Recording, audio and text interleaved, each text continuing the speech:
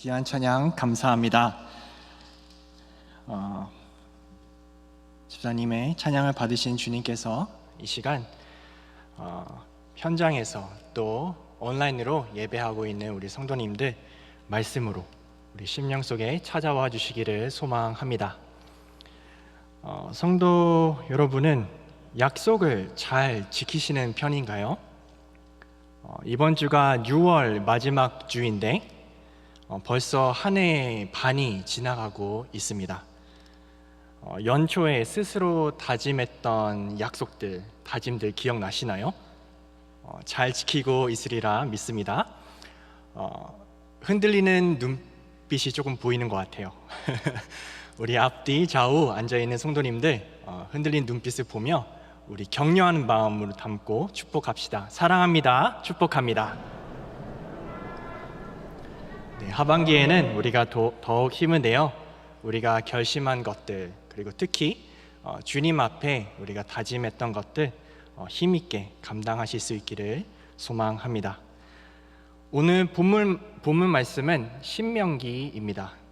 신명기는 하나님이 모세를 통해 이스라엘 백성에게 주신 말씀입니다.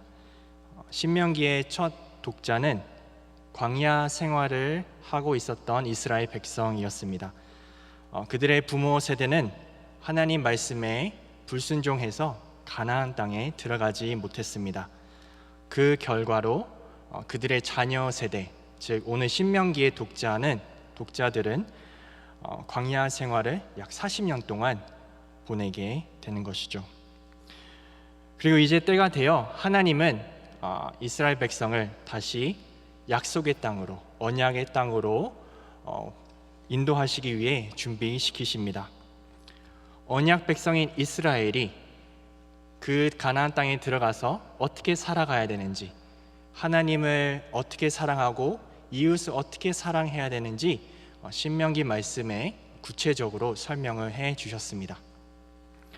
그러나 오늘 우리가 본문으로 삼고 읽은 부분은 가볍지만은 않은 것 같습니다. 왜냐하면 하나님의 경고가 담겨져 있기 때문이죠. 이스라엘 백성이 가나안 땅에 들어갔을 때 하지 말아야 될 것들이 있었는데 그 중에 한 가지에 대한 경고를 오늘 말씀은 얘기해 주고 있습니다. 이 경고에 대한 세 가지 사실을 오늘 말씀을 통해 살펴볼 텐데 비록 이 말씀이 아주 먼 옛날 이스라엘 백성에게 주어졌던 말씀이지만 성령 하나님께서 이 시간 이 말씀 가운데 우리를 향한 하나님의 뜻을 깨닫게 해주시기를 소망합니다. 먼저 이 경고에 대한 첫 번째 사실입니다. 그 사실은 무엇이냐면 하나님은 우상을 만들고 섬기는 것에 대한 경고를 하고 계십니다. 오늘 본문 25절 말씀인데요, 함께 읽고 확인해 보도록 하겠습니다. 함께 읽겠습니다. 네가 그 땅에서 아들을 낳고 손자를 얻으며 오래 살 때에 만일 스스로 부패하여 무슨 현상의 우상이든지 조각하여 내 하나님 여호와 앞에 악을 행함으로 그의 노를 일으키면, 이스라엘 백성은 이제 가나안 땅에 들어가서 정착하고 자손도 낳고 또 손자도 볼 것이라고 얘기를 합니다. 하나님의 축복을 누리면서 오랫동안 장수하게 될 것이다 라고 얘기를 하고 있죠. 이것은 정말로 놀라운 축복입니다. 왜냐하면 그 당시에 전쟁을 치르고 땅을 정복했어야 됐을 텐데 3대가 그 땅에 아주 긴 세월 동안 장수하면서 살아가는 것은 분명히 하나님의 보호하심을 누리며 살아가는 언약 백성의 특권일 것입니다. 그러나 25절은 지금 경고하고 있어요. 만일 그들이 하나님의 은혜를 누리며 살다가 이스라엘 백성이 스스로 부패해서 우상을 조각하고 하나님 앞에서 악을 행하면 하나님께서는 노하실 것이다 라고 말씀을 얘기해 주고 있습니다. 여기서 우리가 잠깐 살펴보기를 원하는데요, 우상을 조각하는 것은 무엇을 의미하는 것일까요?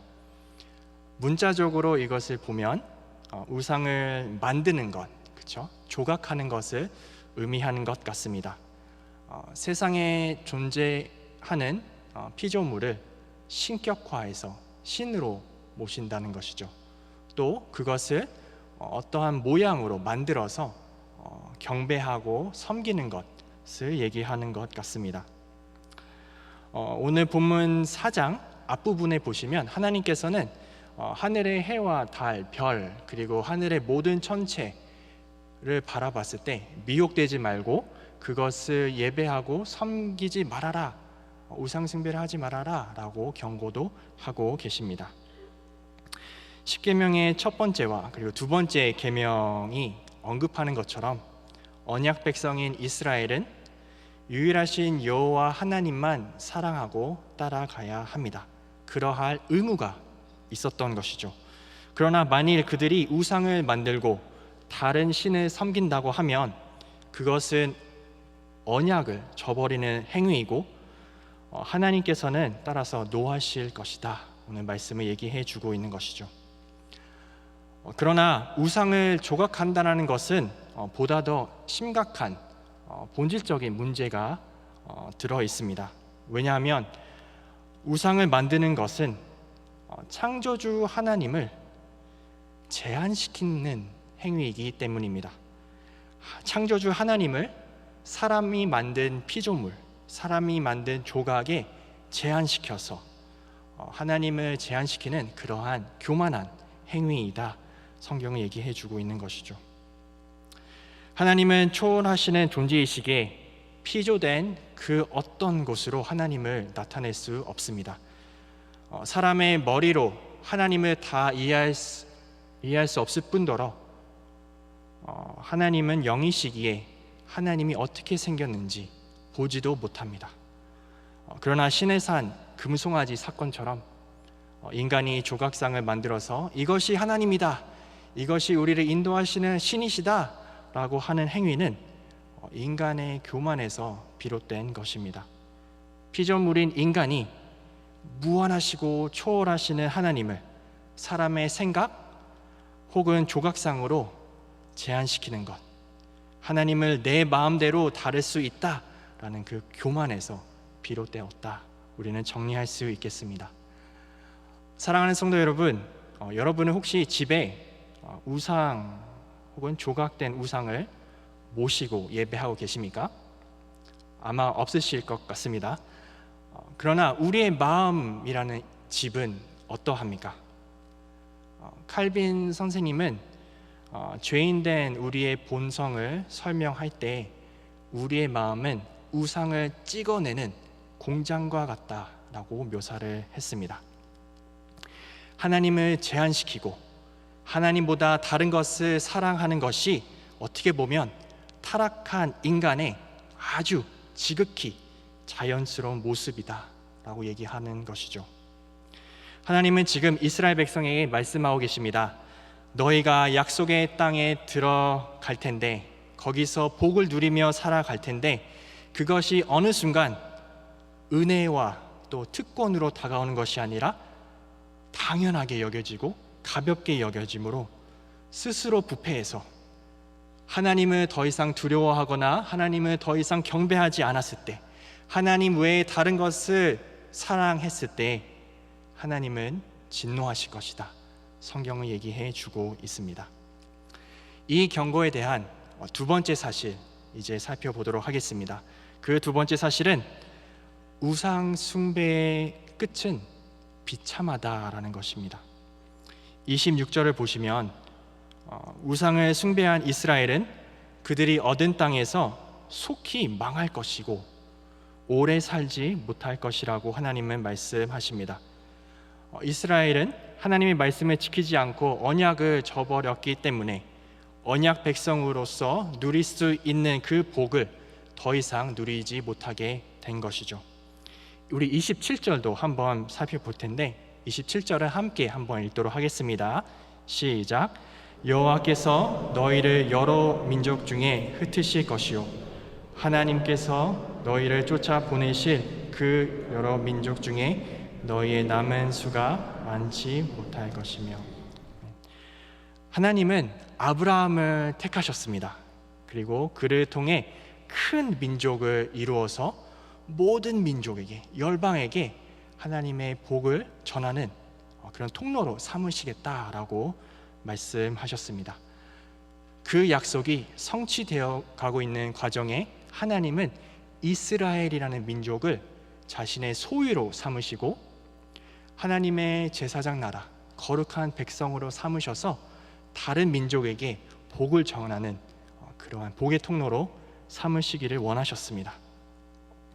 그러나 이러한 이스라엘 백성들이 하나님 앞에서 범죄하고 언약을 저버렸기 때문에 하나님은 아브라함과 맺은 언약의 내용과 달리 이스라엘을 쫓아서 여러 민족 중에 흩으실 것이고 그래서 그들의 숫자가 아주 소수만 남게 될 것이다. 하나님은 그렇게 지금 말씀하고 계십니다. 그리고 오늘 28절을 보시면 흩어짐을 당한 백성은 사람들이 손으로 만든 신들을 섬기게 될 것이다 라고 얘기를 해주고 있습니다. 우리 28절 말씀 한번 같이 읽도록 하겠습니다. 시작. 너희는 거기서 사람의 손으로 만든 바 보지도 못하며 듣지도 못하며 먹지도 못하며 냄새도 맡지 못하는 목석의 신들을 섬기리라. 아멘. 하나님께서는 이스라엘 백성들이 그 땅에 들어가서 범죄했을 때 보지도 못하고 듣지도 못하고 먹지도 못하고 냄새도 맡지 못하는 나무와 돌로 만든 신들을 섬기게 될 것이다 라고 얘기를 합니다. 그들이 어려움 속에 처해 있을 때, 그들이 도움이 필요할 때, 그들이 섬기고 있는 우상들을 찾으며 부르짖고 도움을 구할 때 이 우상들은, 이 신들은 그들에게 도움을 줄 수 없을 것입니다. 왜냐하면 사람이 만든 이 우상들은, 이 신은 진짜가 아니고 가짜이기 때문이죠. 하나님께서는 이스라엘 백성들을 지금 묘사를 할 때 마치 로마서 1장에 나와 있는 내용처럼 백성이 하나님을 인정하지 않을 때, 하나님의 말씀을 따르지 않을 때 하나님께서는 인간을 그들의 비참한 상태에 내버려 두신다라는 그 내용과 지금 일치하고 있는 것 같습니다. 마치 목이 마를 때 바닷물을 마시는데 바닷물을 마셨기 때문에 목이 더 마르게 되는 것처럼 하나님은 이스라엘 백성을, 우상 숭배하고 있는 이스라엘 백성을 나무와 돌로 만들어진 가짜 신들을 섬기게끔 하겠다라고 하는 것이죠. 이 경고에 대한 세 번째 사실을 이제 살펴보도록 하겠습니다. 그 세 번째 사실은 그럼에도 불구하고 때가 되면 언약 백성은 하나님께 돌아올 것입니다. 함께 29절과 30절을 읽을 텐데 제가 29절을 읽겠습니다. 30절을 함께 읽어주시면 감사하겠습니다.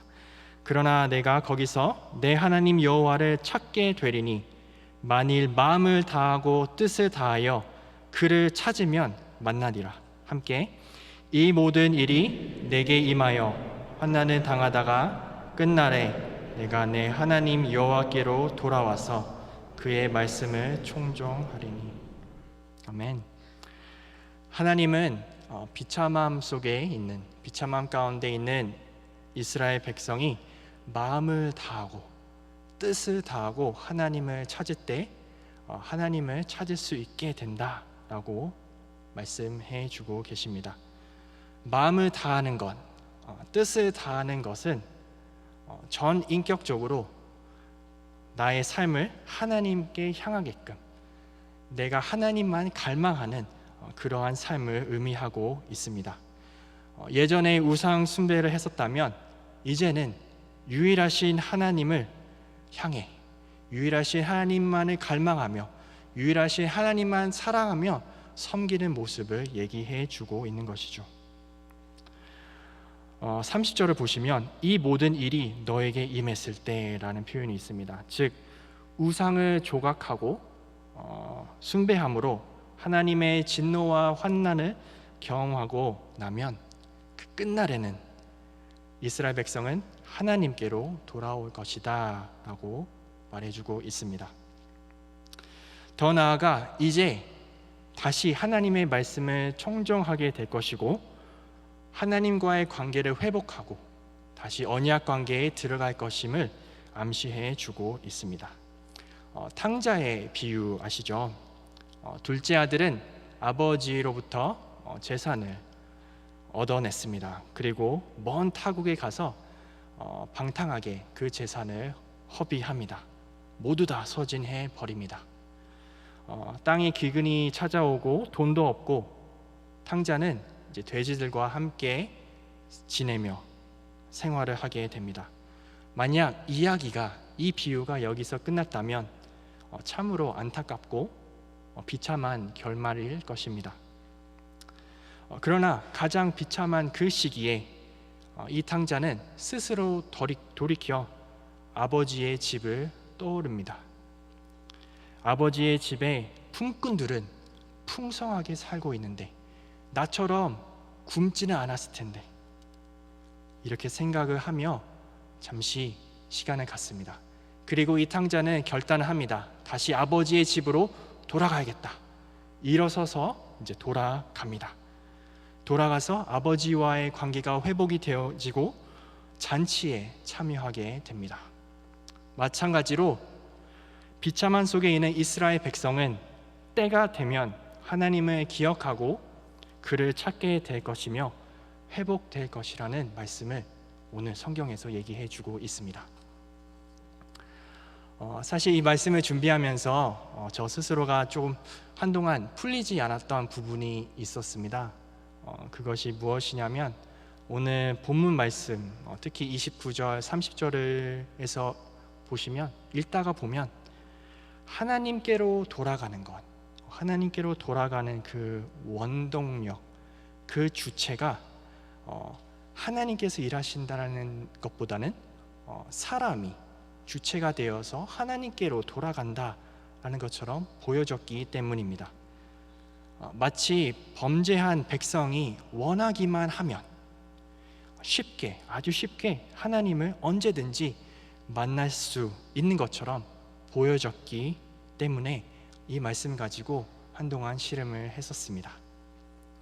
그러나 이 풀리지 않던 부분의 열쇠를 오늘 본문 31절에서 찾을 수 있었습니다. 한글 성경에는 표현되어 있진 않은데 히브리어 원문과 또 많은 영어 성경 번역본을 보시면 32절은 접속사 왜냐하면으로 시작을 합니다. 앞에 나와 있는 모든 내용이 가능했던 이유는 31절에 나와 있는 문장 때문에 가능하다라고 얘기하고 있는 것이죠. 한번 같이 31절을 천천히 생각하면서 읽을 텐데, 앞에 왜냐하면 이라는 접속사가 있다는 것을 머리로 생각하시고 한번 같이 읽어보겠습니다. 시작. 내 하나님 여호와는 자비하신 하나님이시라. 그가 너를 버리지 아니하시며 너를 멸하지 아니하시며 내 조상들에게 맹세하신 언약을 잊지 아니하시리라. 아멘. 백성이 하나님을 찾고 하나님께로 돌아올 수 있는 것은 하나님이 자비로우신 분이시기 때문입니다. 이스라엘 백성이 어떠한 능력이 있어서 하나님보다 어떤 우위에 있어서가 아니라 자비로우신 하나님이 그들을 멸하지 아니하시고 그들과 세운 언약을 잊지 않으셨기 때문입니다. 따라서 29절과 30절 말씀을 다시 이 관점에서, 자비로우신 하나님 관점에서 본다면 이렇게 해석을 할 수 있을 것 같습니다.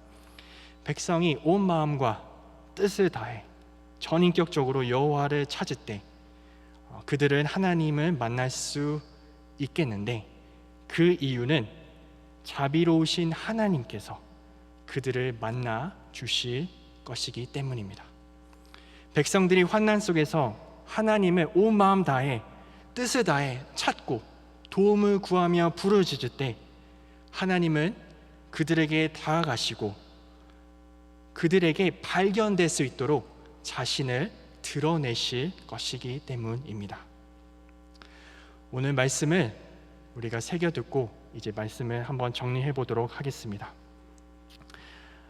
이스라엘이 하나님과의 언약을 저버렸을 때 하나님은 진노와 심판의 말씀을 주십니다.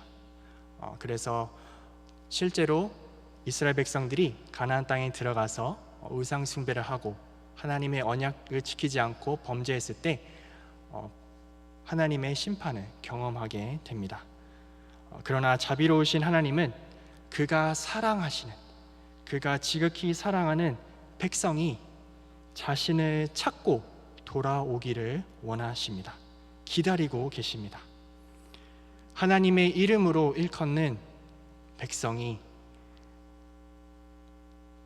악한 길에서 떠나 스스로 낮추고 기도하고 하나님의 얼굴을 찾으면 하나님은 하늘에서 듣고 그들의 죄를 사하고 그들의 땅을 고쳐주시겠다라는 약속도 하셨습니다.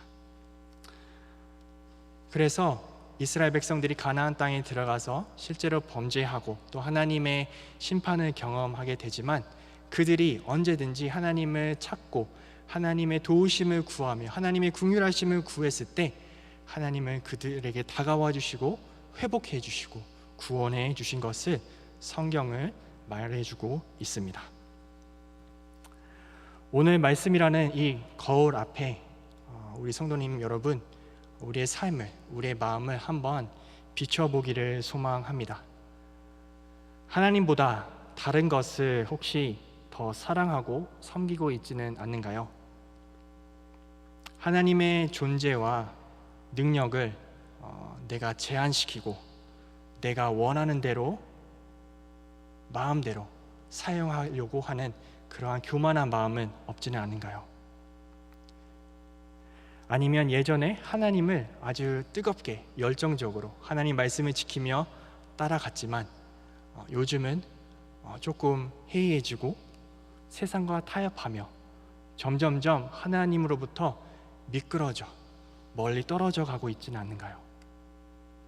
아니면 죄에 이제 너무나도 무뎌져서 더 이상 하나님께 도움을 구하고 하나님을 찾는 것이 민망하시지는 않으신가요?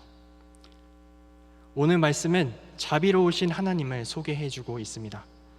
하나님은 자신의 언약 백성을 사랑하시고 그들이 돌아오기를 기다리고 계십니다. 그들이 하나님을 찾을 때 하나님은 바로 맨발로 달려가서 그 아들을, 그 백성을 안으시고 다시 그 관계를 회복시켜 주실 것입니다.